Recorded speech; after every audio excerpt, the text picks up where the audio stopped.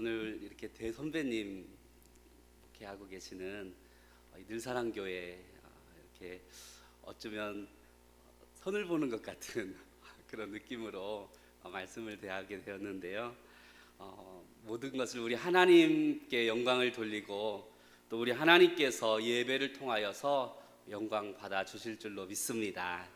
그 하나님의 은혜와 사랑이 우리 늘사랑교회 온 성도님들에게 가득하게 임하기를 소원합니다. 잠깐 기도하겠습니다. 살아계신 아버지 하나님, 하나님의 사랑을 감사합니다. 우리 하나님께서 사랑하시며 또 귀 들어 사용하시는 우리 담임 목사님, 그리고 늘사랑교회 이곳으로 우리 하나님께서 인도하시고 예배를 통하여 영광 돌리게 하심을 감사합니다. 우리 주님께서 함께 하시고 주님 홀로 영광 받아 주옵소서. 감사드리오며 예수님 이름으로 기도합니다. 아멘. 우리 잠깐 옆 사람과 함께 사랑의 인사를 나누겠는데요.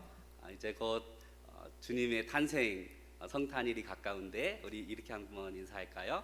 메리 크리스마스. 네, 다시 한번요. 가장 세상에서 환하고 가장 사랑스러운 얼굴로 옆 사람을 보면서 인사합시다. 메리 크리스마스. 네, 감사합니다. 날마다 예수님으로 인하여 기쁨과 행복이 넘쳐나는 저와 여러분들이 되기를 원합니다. 오늘 말씀의 제목은 예수님께 호적하라입니다. 말씀의 제목대로 우리 주님의 명을 받들어서 나의 전부를 그리고 내 인생을 예수님께 호적하는 그러한 은혜가 임하기를 소원합니다. 첫 번째 크리스마스죠. 예수님이 탄생할 무렵 이스라엘은 로마의 지배를 받고 있었습니다. 이때 가이사 아구스도가 로마에 명을 하게 되는데 그가 로마의 첫 번째 황제 옥타비아누스 황제죠. 온 천하로 호적하라는 명을 내립니다. 그리하여 로마의 지배를 받는 그 모든 사람들이 이 황제의 명을 받고 이제 호적을 하게 되지요. 또 이 일에 이스라엘도 예외는 아니었죠. 로마의 지배를 받고 있었기 때문에 황제의 명을 따라야 하였습니다. 그래서 마리아와 그의 남편 요셉도 그의 고향인 베들레헴으로 향하게 됩니다. 마리아가 이 만삭된 몸으로 그 고향에 가서 나사렛에서 베들레헴까지 그가 이동하여 그곳에 이르게 되는데요. 참 먼 거리죠. 나사렛에서 베들레헴까지 약 한 150여 킬로미터 정도 되는 거리인데 당시 지금처럼 교통이 발달한 시대가 아니기 때문에 어떤 낙타나 노새를 타고 아마 몇 날 며칠을 걸어서 그곳에 도착을 하였을 것입니다. 그런데 그 고향에는 그들이 머물 만한 곳이 없었죠. 여관마다 사람들이 가득가득 채워져 있어서 어디에서 이 아이를 이제 곧 출산을 해야 되는데 그러한 상황 속에서 그 사관에 있을 곳이 없었더라. 성경이 말씀하고 있습니다. 자, 그런데요, 땅에서 로마 황제 가이사 아구스토가 천하로 호적하라는 명령을 하는 그때에 하늘에서도 만왕의 왕이 되시는 하나님께서 온 땅으로 호적하라 명령을 하고 있었던 것이죠. 그 소식은 큰 기쁨에 좋은 소식이었습니다. 천사들이 전하여 준 소식이죠. 그 소식이 어떠한 소식입니까? 우리 본문 11절 말씀을 같이 읽어볼까요? 시작. 오늘 다윗의 동네에 너희를 위하여 구주가 나셨으니 곧 그리스도 주시니라. 아멘. 다름 아닌 예수님의 탄생에 대한 소식입니다. 메시아의 탄생 소식이죠. 이 소식을 누가 듣게 되었습니까? 메시아를 기다리는 사람들, 또 시몬과 같이 이스라엘의 위로를 기다리는 사람들, 또 오늘 본문의 목자들과 같이 주의 은혜를 입은, 그러나 세상 일들로 인하여 분주하였던 사람들, 그들은 하나님의 음성을 듣지 못하였습니다. 하늘의 천군 천사가 예수님의 탄생을 온 천하에 알리며 예수 나심의 소식을 알리고 있건만 메시아를 기다리지 않는 사람, 또 하나님의 말씀인 구약의 예언을 믿지 않는 사람, 또 동정녀 탄생을 믿지 않는 이러한 사람들은 불행히도 그 소리를 들을 수 없었던 것입니다. 다만 그들의 귀에는 세상의 소리, 그들의 귀에 로마 황제의 그 호적하라는 명령만 들릴 뿐이죠. 그 일로 인하여 사람들은 분주하였습니다. 로마 황제 가이사 아구스도는 군대를 강화시키려고, 또 사람들에게 노동력과 세금을 얻기 위하여서 온 천하로 호적하라 하였죠. 물론 이 황제의 명령이기도 하였지만 사람들은 내심 어떤 기대감도 있었습니다. 이번 기회에 로마 사람이 되는 것이 아니냐라는 기대감이죠. 사실 로마 황제 아구스도는 친로마 정책을 펼치고 있었습니다. 식민지 사람들이라 할지라도 로마 사람이 되기를 원하면 누구든지 기회를 주었던 것이죠. 그래서 사람들이 생각을 하였습니다. 이번 기회에 로마 시민이 될 수 있는 절호의 찬스다, 기회다라는 생각이죠. 그런데 같은 시각, 그것과는 비교할 수 없는 더 놀라운 기회가 그들에게 주어졌다는 것을 사람들은 알지 못하였습니다. 깨닫지 못하였죠. 왜요? 세상 일로 분주하였기 때문입니다. 세상 일들을 그들의 삶의 우선순위로 여기고 있었기 때문입니다. 그러한 것들로 인하여 그들의 눈과 귀가 가려진 것이죠.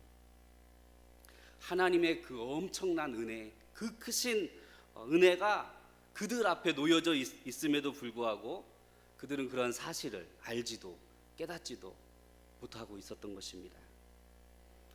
당시 이러한 사람들의 모습을 요한은 요한복음 1장 9절에서 11절에 다음과 같이 이야기하고 있습니다. 참 빛, 곧 세상에 와서 각 사람에게 비추는 빛이 있었나니 그가 세상에 계셨으며 세상은 그로 말미암아 지은 바 되었으되 세상이 그를 알지 못하였고 자기 땅에 오매 자기 백성이 영접하지 아니하였다 이야기하고 있습니다. 그렇다면 당시에 과연 어떠한 사람들이 이 하늘의 음성, 호적하라는 그 명령을 들을 수 있었던 걸까요? 하늘의 천군 천사들의 그 소리를 듣고 예수님에게 호적하였던 사람들은 과연 어떠한 사람들이었을까요?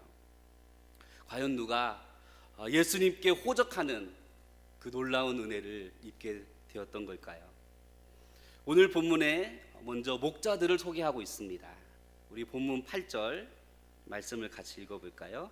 시작. 그 지역의 목자들이 밤에 밖에서 자기 양떼를 지키더니. 누가는 그들을 예수님께 호적한 사람들로 소개하고 있습니다. 자, 목자들, 이들이 예수님께 호적할 수 있었던 까닭은 과연 무엇일까요? 첫째로 복음입니다. 한번 따라 하실까요? 복음입니다. 복음입니다. 그렇습니다. 그들은요, 복음을 들었어요. 어떠한 복음인가? 천사들이 전하여 준 복음입니다. 큰 기쁨의 좋은 소식입니다. 10절 말씀이죠. 천사가 이르되 무서워하지 말라. 보라, 내가 온 백성에게 미칠 큰 기쁨의 좋은 소식을 너희에게 전하노라. 밤에 양을 치던 목자들이었어요. 그런데 그들이 예수님께 호적할 수 있었던 이유, 그것은 그들에게 들려진 복음입니다. 오늘도 주님께서는 우리에게 복음을 전하라 말씀합니다. 오늘날 다윗의 동네에 너희를 위하여 구주가 나셨으니 곧 그리스도 주시니라 이는 분명 큰 기쁨의 소식입니다. 복음 중에 복음입니다. 우리를 위하여 구주가 나셨다. 기쁘다, 구주 오셨네. 우리가 이 소식을 우리가 온 천하에게 증거하여야 할 줄로 믿습니다. 여러분, 이보다 더 큰 기쁨이 과연 무엇이겠습니까? 이보다 더 좋은 소식이 과연 무엇이겠습니까? 우리가 이 복음을 알리는 것입니다. 이 복음을 전하는 것이죠. 가까운 이웃에게, 지인에게, 친구들에게. 저는요, 예쁜 이렇게 성탄 카드를 나누는 것도 참 좋은 일이라 생각이 듭니다.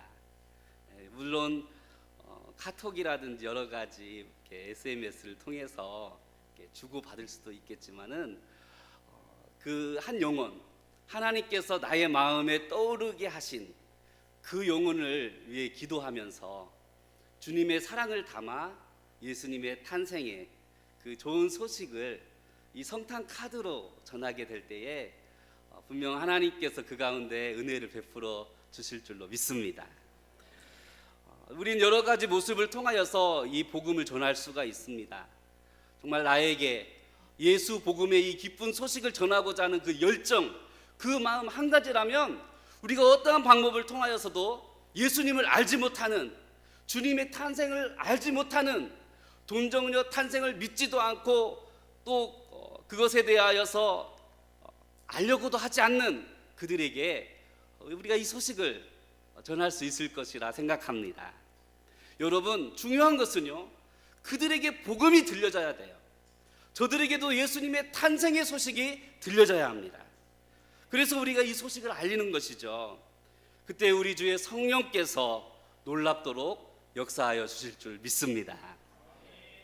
둘째로는 영접입니다. 예수 그리스도를 영접하는 것이죠. 그분을 나의 구주로, 나의 구세주로 영접함입니다.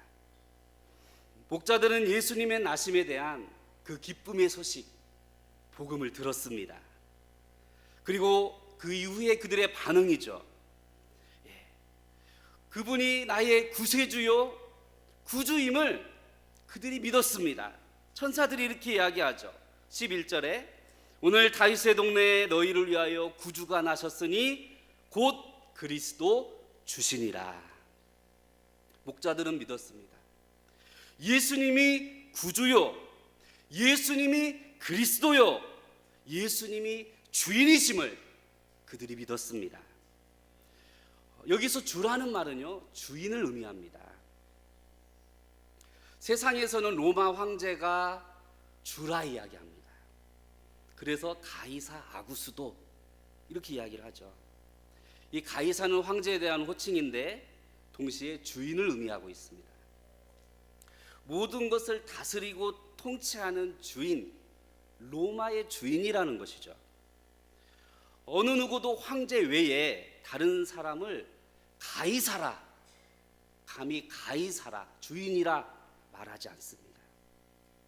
그런데요, 목자들은 이 천사들이 전하여 준 소식을 듣고 예수님이 진정한 주인임을 그들이 알았습니다. 그리고 그것을 믿었습니다.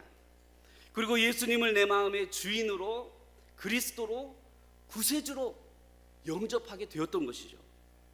이것이 바로 진정한 영접입니다. 예수님을 주인으로 모시며 살아가는 사람들의 모습이죠. 그가 예수님께 호적한 사람들임을 믿으시기 바랍니다. 이처럼 예수님을 내 인생의 구주로, 또 그리스도로, 주인으로 모시며 살아가는 저와 여러분들이 되기를 주의 이름으로 축복합니다. 세 번째는요, 예배입니다.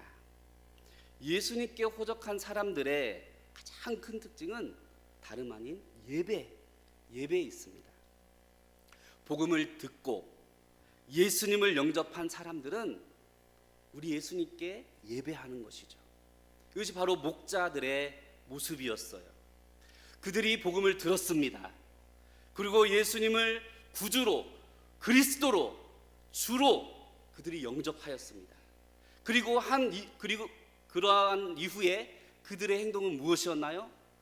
다름 아닌 예수님께 찾아가서 예배하며 경배하였다는 것이죠. 그들은요, 그날 밤도 양떼들을 지키고 있었습니다.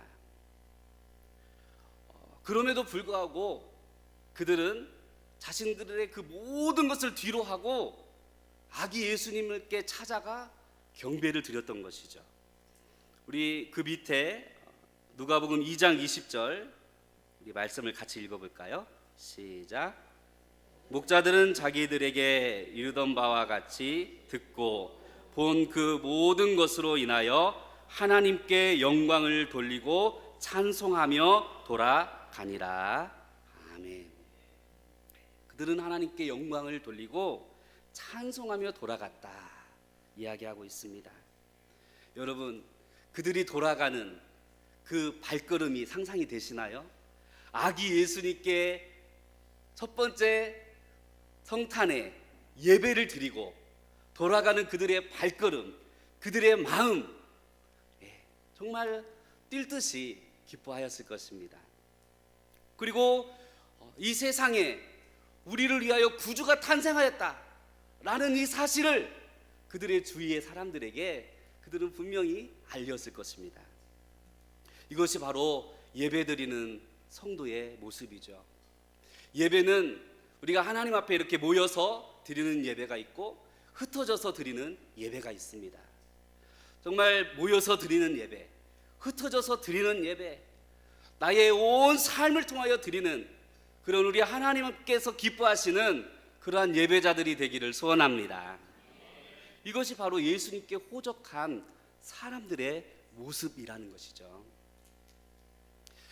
전에 불의 전차, 혹시 이 영화를 보신 분이 계신가요?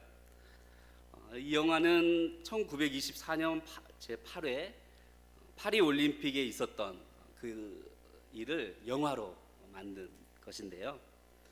영국 육상 대표 선수로 100m 달리기 선수로 나왔던 에릭 리들의 그러한 삶의 모습을 그 영화로 표현한 것입니다. 그는 당시 100m에서 세계 신기록을 보유한 우승 후보였어요. 그런데 마침 그날, 그가 마지막 결승전이 있던 그날이 7월 6일이었는데 주일이었던 것입니다. 그가 일정표를 보고 단호하게 이렇게 이야기를 하였죠. 저는 주일에 달리지 않습니다. 하나님께 예배드린 날 예배 드리지 않고 달릴 수 없습니다. 나는 하나님의 영광을 가로막는 일을 할 수 없습니다. 이 말에 온 영국이 난리가 난 거예요. 조국의 명예를 저버린 위선자라고 비난의 소리가 여기저기서 쏟아졌습니다. 여러 사람들이 와서 그를 설득하려 하였습니다. 그래도 그는 요지부동이었죠. 심지어 황태자까지 찾아와서 자네 다시 한번 생각해보게, 나라를 위해서 한 번만 달리게, 이번 주일만 빠지고 달리면 되는 거 아닌가? 그리고 더 하나님께 이 금메달을 통해서 영광을 돌릴 수 있는 거 아닌가? 그렇게 이야기를 하였습니다. 그러자 아닙니다. 저는 하나님 앞에서 성수주의를 하는 것을 절대로 포기할 수 없습니다.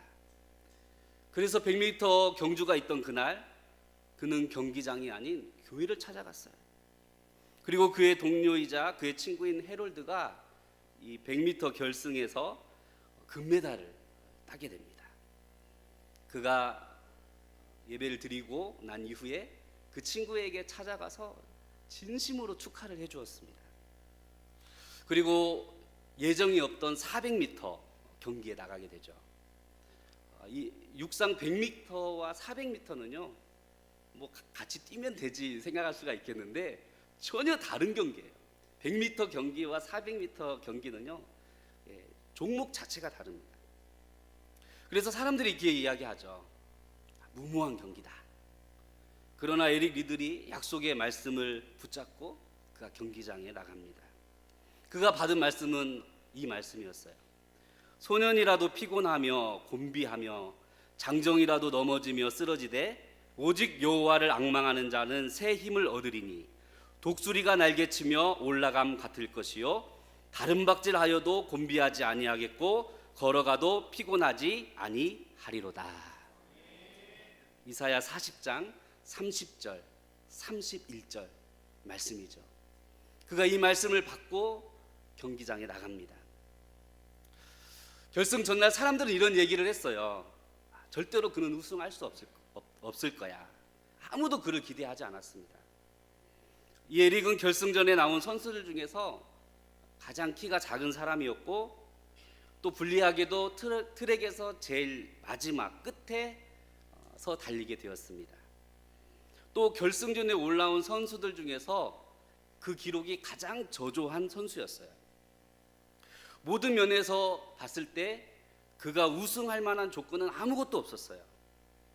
마지막 출발 신호와 함께 선수들이 일제히 트랙을 달리게 됩니다. 그런데 놀랍게도 400m 결승점에 가장 먼저 도착한 사람은 바로 이 에릭 리들이었다는 거예요. 그것도 47초 2, 세계 신기록으로 그의 목에 금메달을 걸게 됩니다. 이 기록은 이후 16년 동안 깨지지 않았는데요. 어떻게 이런 놀라운 속도를 중반 이후에도 유지할 수 있었습니까? 라는 이 기자의 질문에 그가 이렇게 대답을 했다고 해요. 그 비결은 간단합니다. 처음 200m는 저의 최선을 다하여 달린 것이고, 나머지 200m는 하나님의 도우심으로 달린 것뿐입니다. 할렐루야. 그가 하나님께 영광을 돌린 거예요. 이제 올림픽이 끝나고 그가 금이 환영을 하게 되죠. 그때 주님께서 이 에릭에게 이러한 말씀을 하십니다. 내가 받은 메달보다 더 위대합니다. 더 영광스러운 것이 있다. 너는 복음의 영광을 위하여 살아라. 주님께서 이 에릭을 부르셨어요. 그가 24세 나이에 금메달을 따고 앞으로도 그의 앞길은 창창대로예요. 그런데 그는 그 모든 것을, 자신의 모든 명예를 내려놓고 그의 아버지를 따라 중국의 선교사로 가게 됐죠. 그리고 그곳에서 19년 동안 선교 사역을 하게 됩니다. 그러다 일본군에 붙잡혀서 스파이로 누명을 씌고 또 수용소에 갇혀서 그가 복음을 전하다가 1945년 2차 세계대전이 끝나기 직전에 그곳에서 순교를 하게 됩니다. 43세의 나이로 세상을 떠나게 되죠. 그리고 그의 비석에 이러한 작은 글이 적혀져 있습니다. 하나님의 영웅 에릭 리들, 여기서 잠들다.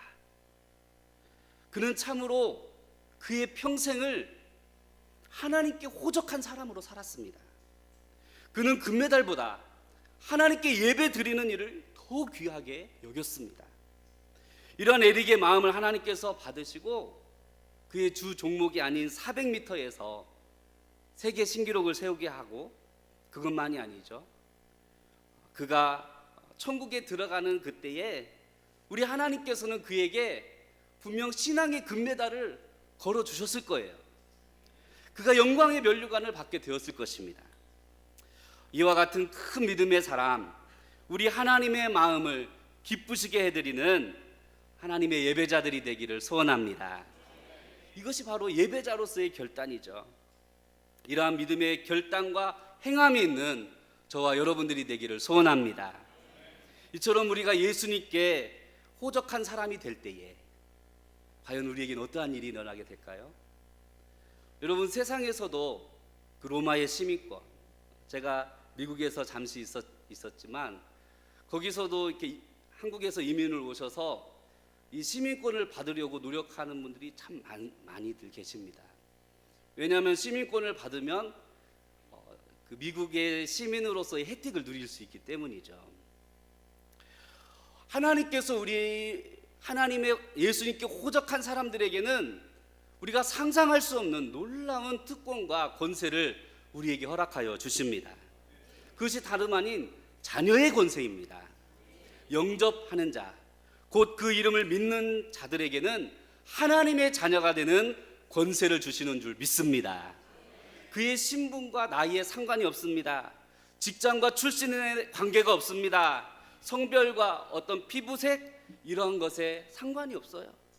예수 그리스도, 그 이름을 믿는 모든 사람들에게 하나님의 자녀가 되는 권세가 주어졌음을 믿으시기 바랍니다.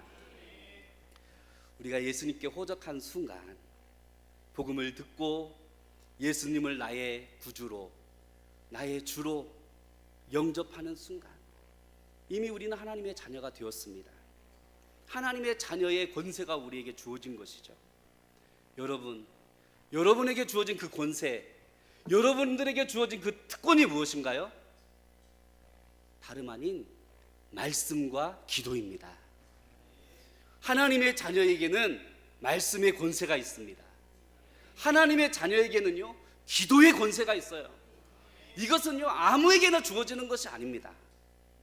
아무에게나 주어지는 것이 아니에요. 오직 하나님의 자녀된 사람들에게만 주어지는 권세인 거죠. 세상 사람들이 가질 수 없는 권세요, 특권입니다. 이것이 바로 말씀과 기도입니다. 그런데 그러한 권세와 능력이 나에게 주어졌는데, 여러분, 과연 나는 이러한 권세를 얼마나 누리며 살아가고 있습니까?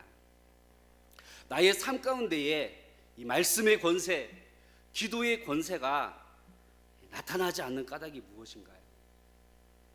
이유는 간단합니다. 하나님의 말씀과 상관없이 살기 때문입니다. 또 기도하지 않기 때문입니다. 말씀이 아니라 내 생각으로 산다는 거예요. 하나님께서는 분명 우리에게 말씀을 주시고, 하나님께서는 우리에게 마음에 감동을 주시고 성령의 인도하심에 따라 살게 하시는데, 우리가 그 가운데 살아가게 되면 놀라운 말씀의 능력과 권세들이 나타나게 되고 하나님의 능력을 체험하게 되는데, 우리가 순간순간 살아가면서 하나님의 말씀보다는 내 생각, 성령의 인도함보다는 내 경험을 앞세운다는 것입니다. 그것이 하나님의 능력을 가로막는 장애물이 된다는 거예요. 또 어떻습니까? 기도도 그렇습니다.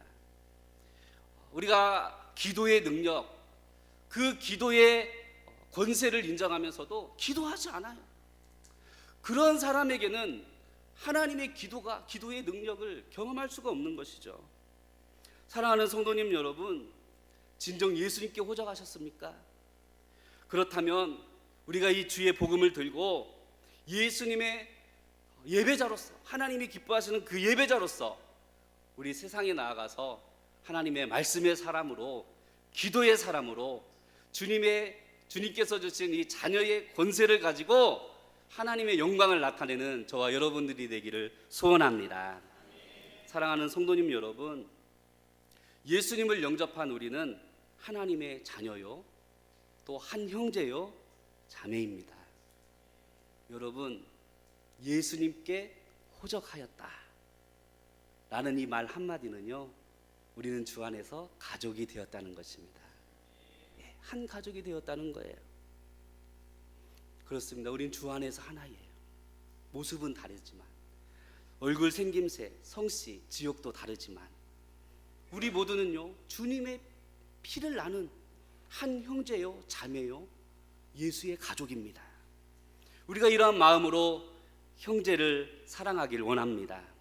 하나님께서 내게 주신 그 직분을 충성되이 감당하며 나가기를 소원합니다. 천사들이 전하여 준 큰 기쁨의 좋은 소식, 그 소식을 나만 혼자 알고 있는 것이 아니라 하나님을 알지 못하는 이웃들, 그 지인들과 이번 성탄에 그 기쁨의 좋은 소식을 함께 나누며 증거하기를 원합니다. 오늘날 다윗의 동네에 너희를 위하여 구주가 나셨으니 곧 그리스도 주시니라. 나를 위하여 오신 주님, 또 나를 위하여 고난 받으신 주님, 나를 위하여 십자가에서 피 흘려 죽기까지 사랑하신 그 예수님을 위하여 살아가는, 예수님께 호적한 하나님의 자녀요, 하나님의 천국 백성의 모습으로 우리 하나님의 마음을 기쁘시게 해드리는 저와 여러분들이 되시기를 예수님의 이름으로 축원합니다. 기도하겠습니다. 살아계신 아버지 하나님, 하나님의 사랑을 감사합니다.